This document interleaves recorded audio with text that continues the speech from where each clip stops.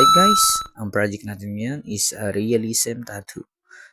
This is our third session para sa aming project full stream ni client. Simula nagpatattoo si client sa akin, nagustuhan niya and then sunod-sunod na ang pagbalik niya sa akin. Maraming salamat.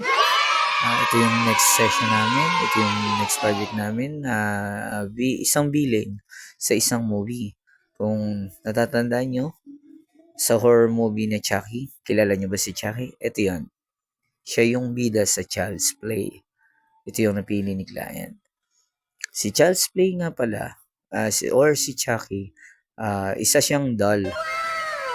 Naposes siya dahil dun sa isang criminal na mayroong kapangyarihan na i-transfer ang kanyang kaluluwa sa isang bagay or isang doll. Ito yun, naging masama yung doll at napagalaw niya yung ganun. Tapos parang demon.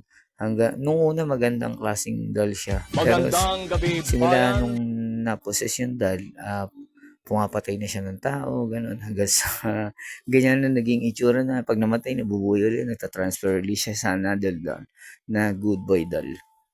Alright guys, kung nakaka-relate kayo kay Chucky, sana magustuhan niyo yung gawa ko. Yan. Maraming salamat sa mga gusto mong patattoo. Message lang po kayo sa aking FB page na Sleep na Tattoo o sa main account ko na Senyor Pakumbo. Pakita niyo yung design nyo, realism man yan, or kung ano man design nyo. Pag-usapan natin at i-deal natin. Alright, let's go. Maraming salamat.